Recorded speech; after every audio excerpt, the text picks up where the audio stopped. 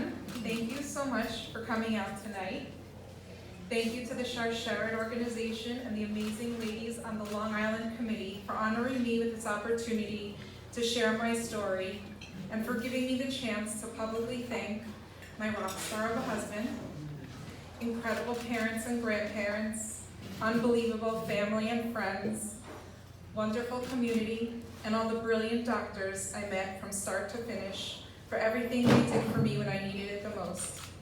Most importantly, a hakarat hatov to Hashem for everything in my life, the good, the bad, and everything in between. It was the beginning of summer 2014, 4 years ago almost to the day. I had just waved 2 of my kids off to sleepaway camp and 2 were in day camp. I was looking forward to a fun and relaxing summer, but it wasn't meant to be. It was a tiny little lump I by chance felt in the shower. I'm so grateful that I did, because that little lump saved my life. After 2 stressful days of testing, my fears were confirmed. I had cancer. Not just the lump I had felt, but bilateral, meaning both sides, with 2 different types of cancer, and it had spread to my lymph nodes, stage 2 and 3. It was a life-changing moment, literally, physically, and emotionally. The cliches you've heard are true. My life was flashing before my eyes. However, it wasn't the life that I had lived. It was all the moments in life I thought I would miss. I was 37 years young. I wasn't imagining missing my children's weddings, but I was imagining missing bar and bat mitzvahs, sneaking in to put tooth fairy money down under a pillow, or running for those hugs at the start of visiting day in sleepaway camp. But that's where the cliche ended. Anything I had ever read or watched on TV or in movies or in books was nothing like what I was going to experience. I was immediately surrounded by my family and friends with love and support. My daughter was enrolled in iShine, where she would be showered with special attention. My meals were organized for months in advance, and I was put in touch with amazing doctors at the Mount Sinai Dubin Breast Center. The Dubin Breast Center is an entire building with dedicated staff, all for women, going through exactly what I had, helping me make important decisions within 1 week of my diagnosis. They have nutritionists, massage therapists, private rooms with recliners and flat screen TVs. Take away the chemo and you might think it was a spa. I was physically in good hands, but there was still something missing.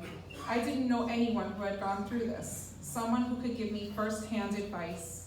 I needed to know what to expect on a personal level, someone who went through what I was about to face, who knew what my fears felt like. The lifeline I didn't know existed came through when I was contacted by Sharsheret, Aleha Shalom, thanks to my sister-in-law. Rochelle immediately called and treated me like I was her closest friend, remembering me and checking up on me after each and every round of chemo, sending care packages and reading material through Sharsheret to help with any questions I might have. I never had the opportunity to meet this amazing pioneer of a woman. I didn't know how sick she was at the time. When she was checking up on me, she never said a word, even when I would ask. She always just was concerned about me and how I was feeling and if I had any questions. She was the epitome of selflessness and dedication, the consummate role model. This is exactly what Sharsheret continues to do for women all around the world. So after all the biopsies, scans, diagnoses, 3 surgeries, chemotherapy, losing my hair, radiation, and a never-ending amount of doctor visits, I am blessed to be here tonight, 4 years later, as a survivor. I am a breast cancer survivor. That's the term used by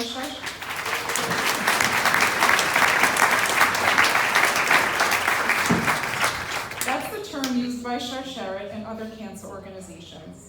Growing up, my association with the word survivor has always been reserved for people who made it out of the Shoah, the generation of people who saw unspeakable horrors and not only survived but flourished. I too had my own personal ordeal to get through, and the Holocaust survivors were my inspiration. This week of mourning leads up to the 9th day in the Hebrew month of Av. We are commemorating terrible times in Jewish history, Atrocity after atrocity, we have been sought out by powerful enemies. How is it possible that we are still here? How did we as a nation survive? We have to believe that Hashem, our Father, in the month of Av, which happens to be the Hebrew word for father, has his plan for us. Going through my own personal hardship has taught me to trust in his plan. I have emunah, faith, in whatever path he has chosen for me.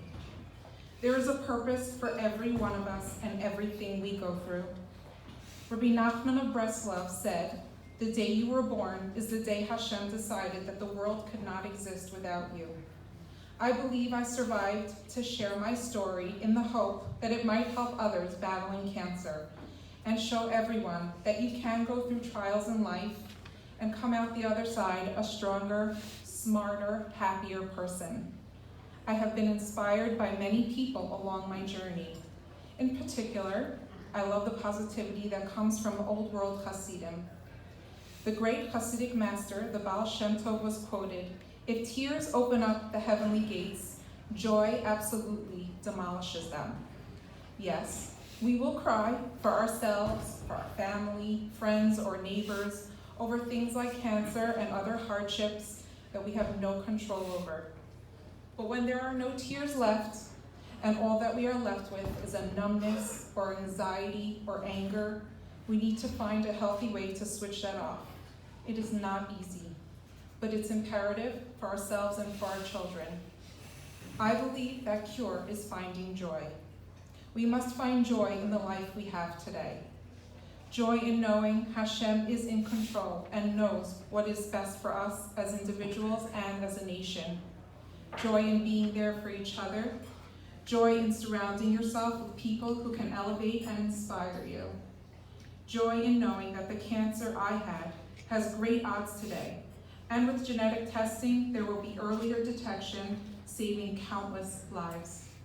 Joy in knowing that we and our children have an organization like Sharsheret to guide us, teach us, and link us together so that every woman facing breast or ovarian cancer never faces it alone. Thank you.